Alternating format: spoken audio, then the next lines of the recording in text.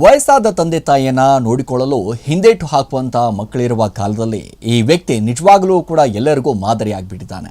ಈ ವ್ಯಕ್ತಿಯನ್ನ ಕಲಿಯುಗದ ಶ್ರವಣಕುಮಾರ ಎಂದರೂ ಕೂಡ ತಪ್ಪಿಲ್ಲ. ಹೌದು, ವ್ಯಕ್ತಿಯವರುವ ಅನಾರೋಗ್ಯ ಪೀಡಿತ ಹೆತ್ತ ತಾಯಿಯನ್ನ ಹೆಗಲ ಮೇಲೆ ಹೊತ್ತುಕೊಂಡು ಆಸ್ಪತ್ರೆಗೆ ಕರೆದೊಯ್ಯುವಂತ ಚಿಕಿತ್ಸೆ ಕೊಡಿಸ್ತಾ ಇದ್ದಾನೆ. ನೋಡಿ, ವ್ಯಕ್ತಿಗೆ ತನ್ನ ತಾಯಿ ಮೇಲಿನ ಪ್ರೀತಿ ಎಷ್ಟಿದೆ ಅನ್ನೋದನ್ನ ಎತ್ತಿ ತೋರಿಸುತ್ತೆ ಈ ವಿಡಿಯೋ ಸಾಕ್ಷಿ. ನೋಡಿ, ಈ ಘಟನೆಯ ನಂತರ ತೆಲಂಗಾಣ ಪ್ರಮುಖವಾಗಿ ಈ ಘಟನೆ ಎಲ್ಲಿ ನಡೆದಿದೆ ಅಂತಂದಾಗ ತೆಲಂಗಾಣದ ಜಗ್ತಿಯಾಲ್ನಲ್ಲಿ ನಡೆದಿರುವಂತಹ ಒಂದು ಈ ಘಟನೆ. ನಿಜಾಮಾಬಾದ್ನಲ್ಲಿ ಕೂಲಿ ಕೆಲಸ ಮಾಡಿಕೊಂಡು ಜೀವನ ನಡೆಸ್ತಾ ಇದ್ದಂಥ ಈ ವ್ಯಕ್ತಿ ಹೆಸರು ದೀಪಕ್ ಅಂತ. ತನ್ನ ತಾಯಿ ಒಂದಿಷ್ಟು ಅನಾರೋಗ್ಯ ಸರಿಯಿಲ್ಲ ಅನ್ನುವಂಥ ಕಾರಣದಿಂದಾಗಿ ಜಗ್ತಿಯಾಲ್ನಲ್ಲಿರುವಂತಹ ಆಸ್ಪತ್ರೆಗೆ ಒಂದಿಷ್ಟು ಕರೆದುಕೊಂಡು ಹೋಗಲು ಮುಂದಾಗ್ತಾನೆ. ಮಹಿಳೆಯರಿಗೆ ಒಂದಿಷ್ಟು ಉಚಿತ ಬಸ್ ಪ್ರಯಾಣ ಇದ್ದ ಕಾರಣ ಬಸ್ಸಿನಲ್ಲಿ ತಾಯಿಯೊಂದಿಗೆ ಜಗ್ತಿಯಾಲ್ ಬಸ್ ನಿಲ್ದಾಣಕ್ಕೆ ಬಂದು ಇಳಿದಿದ್ದಾನೆ.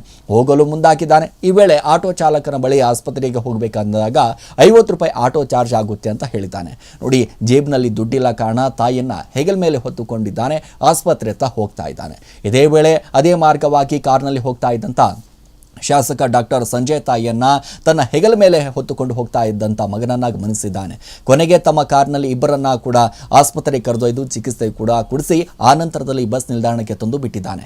ಏನೇ ಆದರೂ ಕೂಡ ನೋಡಿ, ಅಗತ್ಯವಿದ್ದರೆ ಕರೆ ಮಾಡಲು ತಿಳಿಸಿದ್ದಾರೆ. ಸ್ಥಳೀಯ ಶಾಸಕರಾದಂತಹ ಒಂದು ಕಡೆ ಈ ಕಾರ್ಯಕ್ಕೆ ಶ್ಲಾಘನೆ ವ್ಯಕ್ತವಾಗ್ತಾ ಇದೆ. ಈ ವಿಡಿಯೋ ಸದ್ಯ ಸೋಷಿಯಲ್ ಮೀಡಿಯಾದಲ್ಲಿ ವೈರಲ್ ಆಗ್ತಾ ಇದ್ದು, ತಾಯಿಯ ಮೇಲೆ ಗಮನ ಇರುವಂತಹ ಪ್ರೀತಿ ನೆಟ್ಟಿಗರು ಕಣ್ಣು ಒಂದು ಕಡೆ ಒದ್ದೆ ಆಗಿದೆ.